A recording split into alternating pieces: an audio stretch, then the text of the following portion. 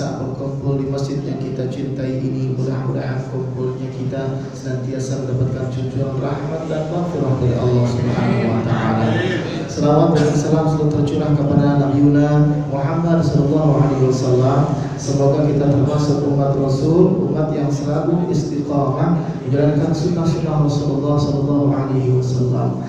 Hadirin hadirat jamaah sekalian, seperti biasa sebelum kita mulai ta'rif, boleh kita bacakan suratul Fatihah, kita bermunajat kepada Allah. Mudah-mudahan Allah selalu berikan keberkahan dalam kehidupan kita, Allah berikan keberkahan dalam umur kita, Allah berikan keberkahan dalam rezeki kita, Allah berikan keberkahan dalam rumah tangga kita, dan Allah jadikan keturunan kita keturunan yang saleh dan salihah, dan tidak lupa juga Allah jadikan kita hamba Allah yang muta'in, yang selalu taat kepada Allah Subhanahu wa taala. Dan kita selipkan doa, mudah-mudahan orang-orang terdekat kita, saudara kita, handai tolak kita, keluarga kita yang belum mendapatkan hidayah dari Allah, kiranya Allah berikan hidayah kepada mereka semuanya. Ala hadhihi niyyah wa ala kulli niyyatin salihah wa la hadratin Nabi Muhammadin sallallahu alaihi wasallam bi sirril Fatihah.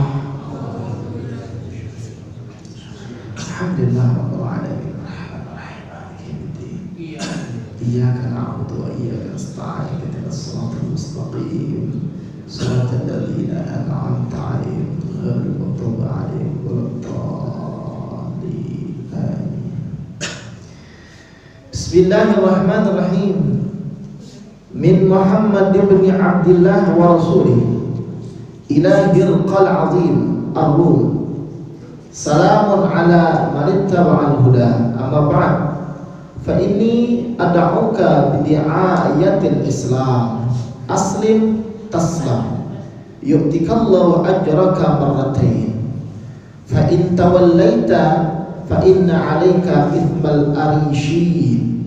Wa ya ahlal kitab ta'alau ila kalimatin sawa'in bainana wa bainakum alla na'budu illallah wa la nusyrika bihi syai'an wa la yattakhidha ba'duna ba'dan arbaban min dunillah fa in tawallaw fa qul ashhadu bi anna muslimun. Rawahul Bukhari wa Muslim an Abi Sufyan.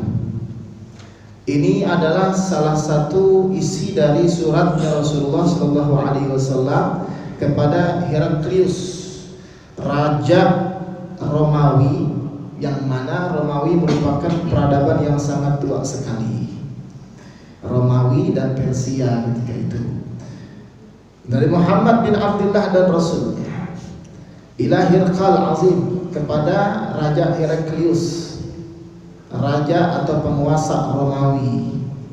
Salamun ala man ittaba'al huda. Keselamatan bagi orang-orang yang mengikuti petunjuk Allah. Nah, ini kalimatnya salamun. Salamun. Ada salamun, ada assalamu, kan gitu ya. Dalam ilmu nahwu, salamun itu masih nakirah, assalamu sudah ma'rifah karena sudah dipakai huruf alif lam. Kegunaannya kalimat salamun dengan assalamu berbeda. Kalau salamun itu ditujukan kepada orang yang mungkin belum masuk Islam, ingin diselamatkan untuk memeluk agama Islam. Salamun, ya. Dan kalimat salamun itu masih sifatnya global, lain dengan kalimat assalamu.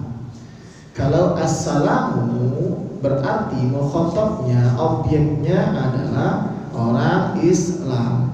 Assalamu alayka ayyuhan nabiyyu wa rahmatullahi wa barakatuh. Assalamu alayna wa ala ibadillahis sholihin. Dalam salat kita seperti itu. Itu kapan diucapkannya pertama kali?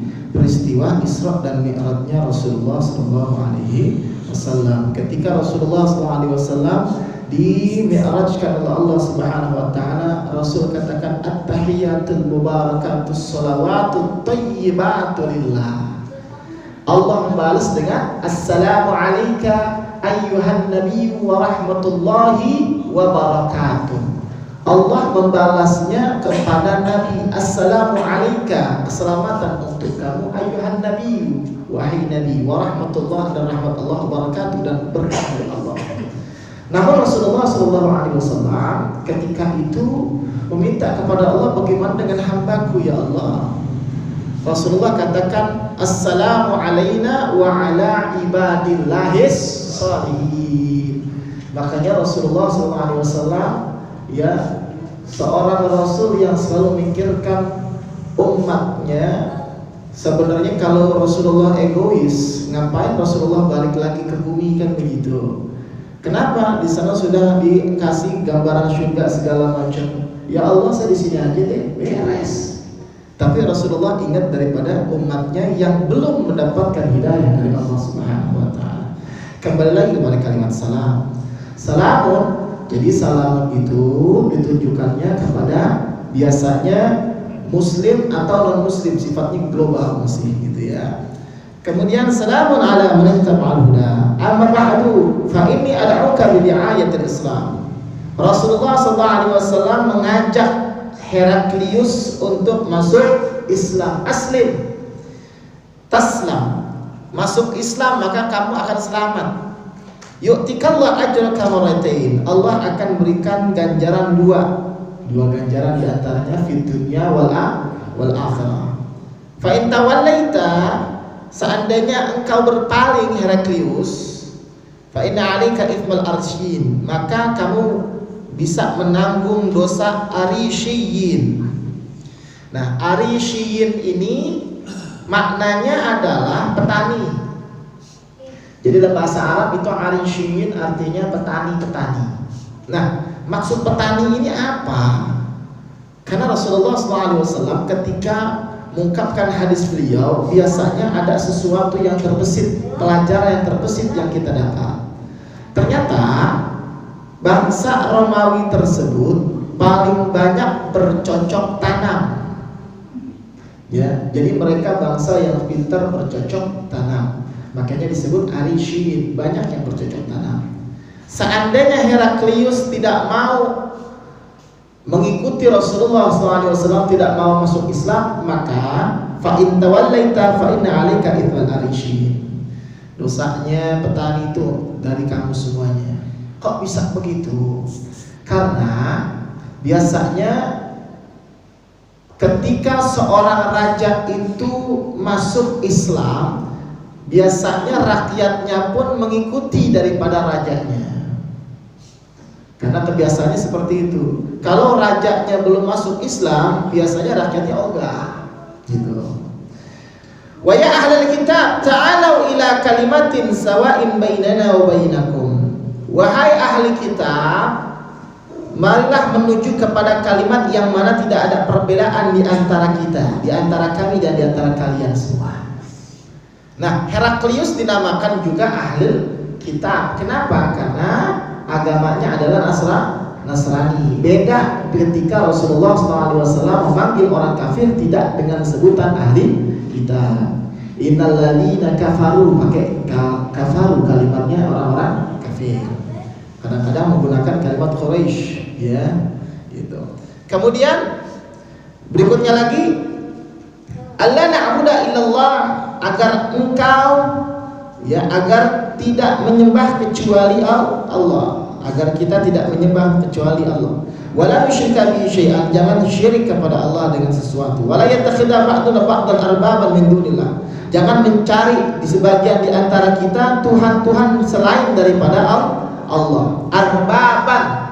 Arbaban adalah jamak taksir daripada Rabbun, ya. Rabbun itu Tuhan, ya. Rabbi, Tuhanku. Arbaban, Tuhan-Tuhan, itu jamak taksir.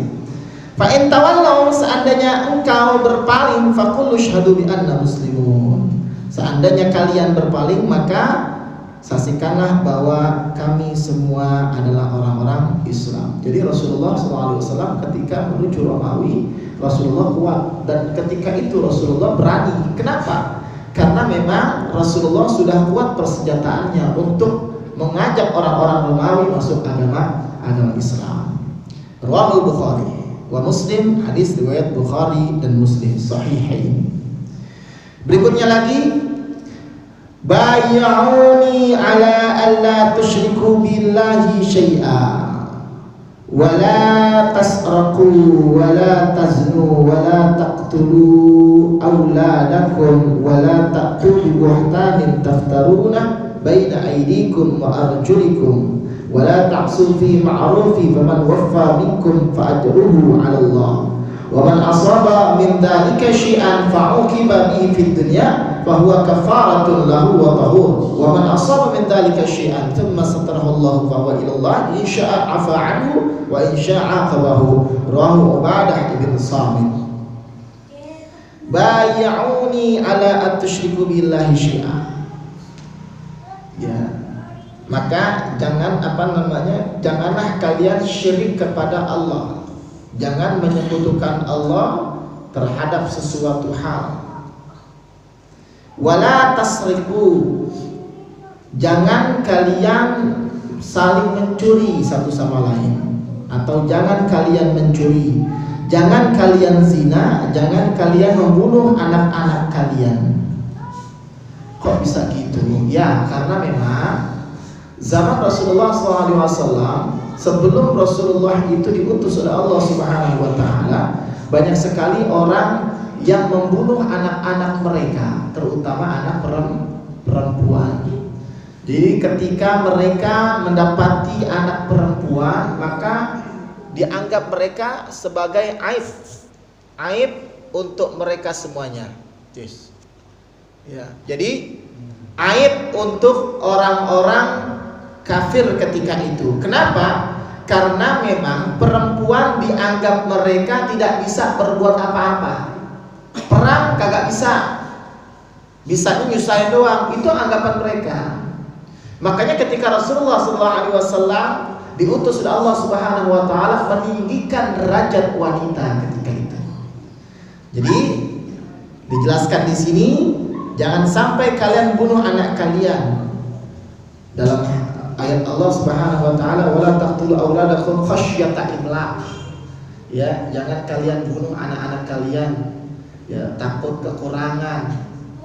Ya, kenapa? Berapa banyak orang yang tidak yakin dengan anugerah Allah Subhanahu wa taala, ketika punya anak dipikirnya nih anak enggak bawa rezeki. Banyak anak banyak rezeki, kan begitu kata orang tua dulu. Tetapi kan kebanyakan juga lihat potensi diri. Kalau ya Allah kerjaannya kadang-kadang kerja kadang kagak, anak 10 kan kesian juga gitu ya. Ya, tapi lihat potensi diri juga gitu ya. Kalau seandainya saya yakin kepada Allah, terserah kalau mau diyakin sama Allah, terserah, yakin mah harus, tetapi kan kita harus lihat potensi diri kita, kira-kira bisa nggak tuh anak 10 kan gitu. Ya, jadi wala taqtulu auladakum khasyata imlaq. Ini juga dipakai dalil jangan sampai KB dulu dipakai. Karena sekitar tahun 80-90 ya, ketika KB itu di launching oleh Presiden Soeharto ketika itu, ya banyak sekali ulama-ulama yang tidak membenarkan adanya KB. Kenapa? Karena dilarang agama. Kenapa KB? Takut nggak sejahtera. Jadi kalau buat sejahtera, kalau banyak nggak sejahtera. Berapa banyak orang yang banyak anak sejahtera? Makanya dalilnya itu, jangan kalian bunuh anak kalian. Nah, akhirnya ulama di sini mengatakan bahwa kalimatnya bukan kalimat membunuh itu berarti KB membunuh, tidak. Karena yang disebut KB itu bukan membunuh. Kalau disebut membunuh berarti ada objek yang dibunuh. Kalau ada objek yang dibunuh namanya membunuh. Contoh adalah ketika aborsi. Ya, aborsi juga ada macam-macam. Ada aborsi karena memang alasan medis, ada aborsi bukan alasan medis. Yang alasan medis diperbolehkan. Ya, jadi nanti ada fikih kontemporer yang namanya aborsi medis diperbolehkan. Bahkan ketika menyangkut nyawa seorang wanita maka dianjurkan atau diwajibkan. Ketika aborsi ini ya ternyata tidak ada yang namanya kebutuhan medis, maka haram hukumnya aborsi. Gitu ya. lihat janin mati, kan ada tuh istilah dalam kedokteran, kematian janin. Ketika mati janin, maka nggak boleh yang namanya janin itu diam di perut, akan menjadi kanker. Akhirnya aborsi itu diperbolehkan, bahkan diwajibkan, karena memang bisa mengganggu yang namanya kesehatan. Oh, ternyata nih anak lahir bukan karena medis, pengen lahir bukan karena medis. Kenapa? Bapaknya kagak ada, gitu ya. Nah, urusan bapak kagak ada itu bukan urusan medis. Urusan bapak nggak ada, urusan dia. Kenapa bapaknya jadi kagak ada? Atau anak kan begitu. Ya, makanya kalaupun memang anaknya nggak bapaknya nggak ada, tetap lahirin. Malu, urusan malu itu dengan urusan membunuh anak itu besaran mana dosanya? Ya, besaran membunuh anak. Nah, itu kembali lagi kepada KB. Jadi dulu seperti itu. Ketika tahun 80-90 di launching tentang KB seperti itu. Wala taqtulu auladakum khasyata imlaq. Kemudian wala taqtulu auladakum, kata Rasulullah seperti itu. Kemudian wala ta'tu bi buhtanin taftaruna. Ya. Jangan melakukan kedustaan yang dibuat-buat antara tangan dan kaki kalian. Manipulasi. Ini tangan kadang-kadang manipulasi, kaki manipulasi, ini bahaya. Ya.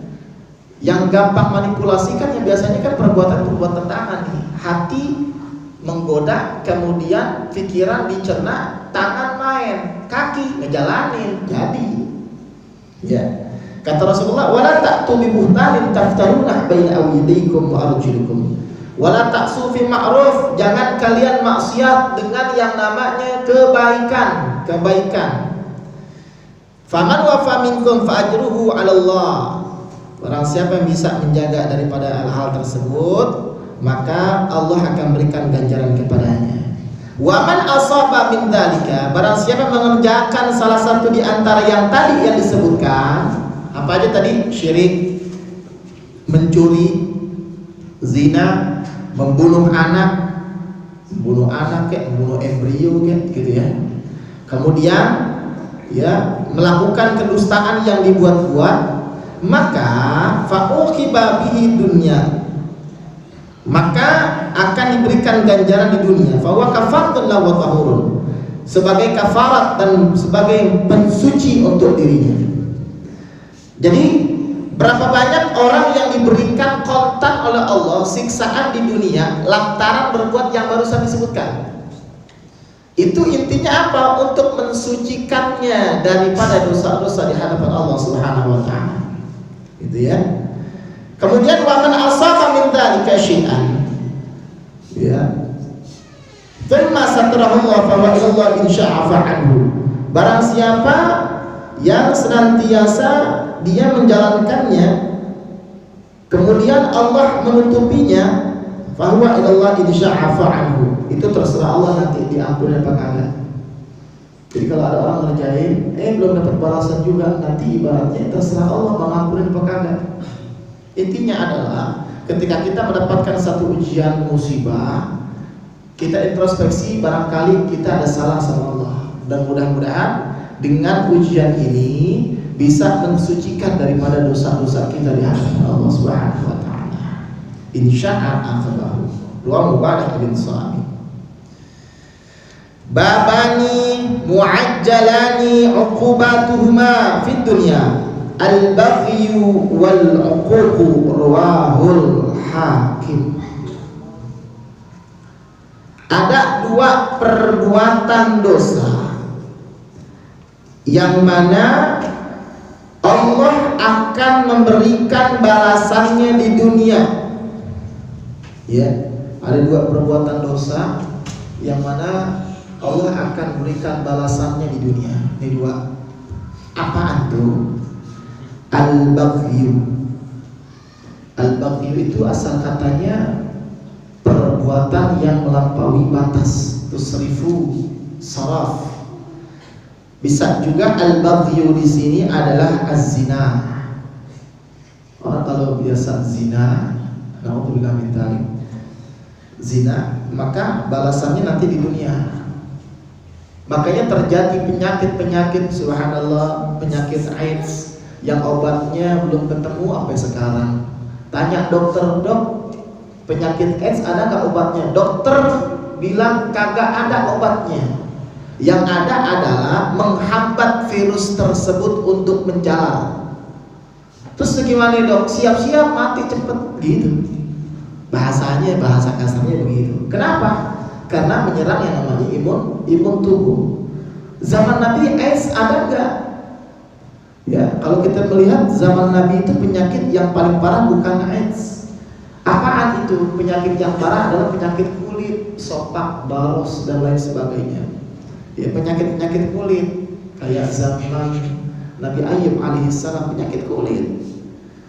Zaman Nabi ada nggak yang namanya penyakit jantung koroner? Ya, nggak disebutkan di situ. Yang sering adalah penyakit kulit panas paling. Homa, penyakit panas. Ya, karena mungkin juga ketika itu belum tahu namanya jantung koroner itu apaan, yang disebut stroke itu apa, mungkin belum tahu. Jadi zaman Nabi yang memang terkenal itu penyakit panas, penyakit belang gitu ya, sopak, baros dan lain sebagainya. Nah, jadi zina di sini Allah kasih kontan, naudzubillah min dzalik. Wal uquq, durhaka sama orang tua. Nih, masya Allah, jangan sampai kita durhaka sama orang tua. Ini kadang-kadang bentuk durhaka anak kepada orang tua tuh bukannya berkata-kata buruk aja, enggak peduli sama orang tua juga termasuk durhaka. Ya, sebagaimana kisahnya Alqamah yang tidak peduli dengan ibunya yang sudah tua renta. Alqamah lebih memilih istrinya yang cantik yang didekati terus, tetapi ibunya tidak dipedulikan, sampai-sampai Alqamah ingin dibakar oleh Rasulullah Shallallahu Alaihi Wasallam gara-gara nggak peduli sama orang tua. Al-uquq, hati-hati. Sama istri boleh berseteru, sama orang tua jangan. Sama istri berseteru biasa, sama orang tua berantem. Ya Allah Rabbi, kan ada ini di TV ya. Sama orang tuanya modalnya begitu, anaknya juga begitu. Akhirnya saya kutuk anak saya, ya Allah kayak lorong jonggrang begitu. Ya kan ada yang udah gitu ya. Artis tuh modalnya, ya Allah, naudzubillah min dzalik, jangan sampai kita kayak begitu sama orang tua. Kenapa? Karena memang lantaran mereka kita ada. Ya. Al-uquq. Jadi dua perbuatan dosa yang Allah bayar kontan. Allah bakal kasih ganjarannya. Itu pertama apaan? Zina dan durhaka sama orang tua. Hati-hati. Berikutnya lagi, bakiru fi talabir rizqi wal hawaij, fa innal ghuduwa barakatun wa najahun. Rawahu Ibnu Adi an Aisyah. Bakiru itu pagi-pagi, berpagi-pagilah kalian. Fi talabir rizqi, ketika mencari rizki, wal hawaij, dan kebutuhan-kebutuhan. Wa kada as-sa'yu fil haja qabla az-zawal anjah min ba'di kama qila. Fa innal ghuduwa barakatun, karena kalau kita pagi-pagi akan mendapatkan keberkahan, wa najahun, dan kesuksesan. Ini Nabi Muhammad ceritain kayak gini. Pagi-pagi jangan tidur, orang tua kita dulu begitu ya. Habis subuh jangan tidur. Kenapa? Rezeki dipatok ayam. Ya, bahasa sih bahasa apa ya? Bahasa yang kalau dipikir-pikir, masa ya rezeki dipatok ayam, bagaimana caranya? Tapi punya kesan tersendiri untuk kita semuanya. Maksud rezeki dipatok ayam adalah kalau pagi-pagi kalau bisa gunakan dengan sebaik-baiknya. Karena Nabi Muhammad SAW juga menyuruh kita bakiru fi talabir rizqi, pagi-pagi dia. Mau ngojek pagi-pagi, ngojek jam 10, ya orang kerja udah pada jalan. Jadi ngojek ngapain? Gojek jam berapa? Jam 10. Ya, saya mau kerja jam 10, masuk jam 8 jam 9 tuh kantor kan gitu ya. Wal hawaij, kebutuhan juga cari pagi-pagi. Ya, ngurusin apa-apaan pagi-pagi, jangan siang-siang. Ya, ngurusin SIM pagi-pagi, siang rame. Kan gitu ya. Ngurusin apa? BPKB pagi-pagi, siang kepotong makan siang tak. gitu ya. Coba aja urus SIM BPKB. Seandainya jalan jam 11 dari rumah, insya Allah kepotong makan siang lama lagi, jam 2 lagi mulai kan gitu. Ya, jadi ini Rasulullah udah kayak begitu ngajarin kita. Nah, ini dipakai etos kerjanya oleh orang-orang China. Mereka punya etos kerja bahwa pagi-pagi harus beraktivitas. Nggak bisa pagi-pagi diem-dieman aja. Kadang orang pagi-pagi nikmatin pagi-pagi nikmatin cahaya pagi, nikmatin pagi hari. Kenapa ngopi sama singkong gitu ya, diem di rumah. Ya Allah, orang Cina tuh biasanya walaupun begitu nggak terlalu lama dimakan, sarapan nggak terlalu lama.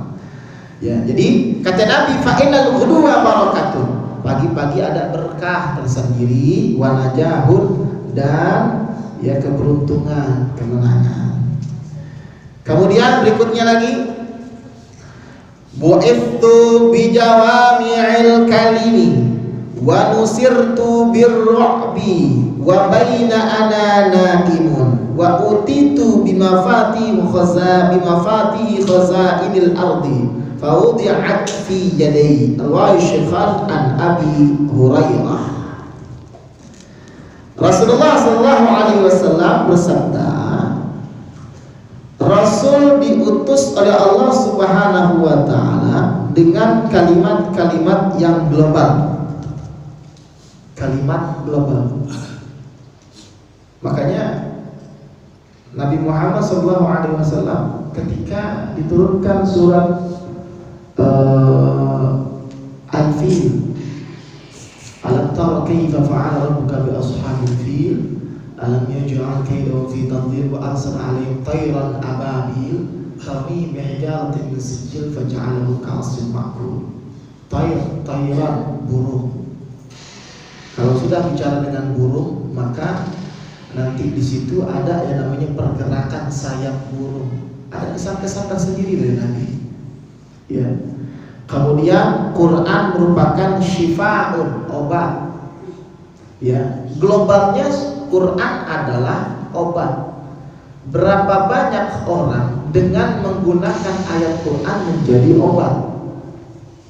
Makanya ada tabib-tabib ya menggunakan ayat-ayat Quran sebagai obat, ya penawar dari obat racun apapun pakai yang namanya ayat Quran ada. Ya, tapi memang ada pelajarannya tersendiri. Jadi Rasulullah SAW diberikan kalimat-kalimat yang global oleh Allah Subhanahu wa Ta'ala. Contohnya lagi kan yang pernah kita jelaskan bahwa bagaimana Rasulullah SAW diberikan pengetahuan oleh Allah bahwa laut itu terbelah, kan gitu ya. Marajal bahraini yaltaqiyan, yang mana laut itu akan saling bertemu satu sama lain. Dua laut bertemu, kan masih global. Ya, Rasulullah masih global. Dari mana? Dari Allah Subhanahu wa Ta'ala. Diselusuri ternyata itulah pertemuan antara air tawar dengan air asin gitu. Wa nusirtu birru'bi. Allah menolong Rasulullah SAW dengan perasaan takut menyelimuti musuh-musuh beliau. Kita udah pernah bahas nih kalau nggak salah. Banyak sekali musuh Rasulullah SAW ketika hendak ya memberikan ancaman kepada Nabi, mereka takut.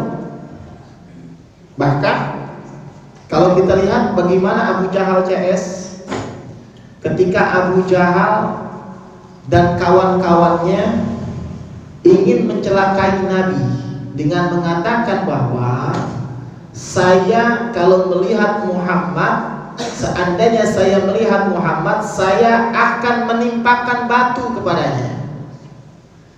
Akhirnya ini ayat Quran ya, surat Yasin, wa ja'alna min baini aydihim saddan wa min khalfihim saddan fa aghshaynahum fahum la yubsirun.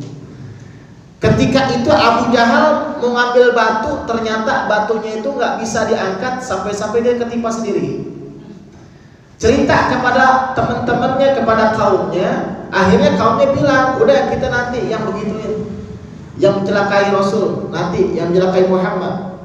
Ternyata temannya juga seperti itu. Bahkan ada yang ketika ingin memukul Nabi Muhammad ketika beliau sedang sholat, dia melihat seekor onta hendak menerkamnya.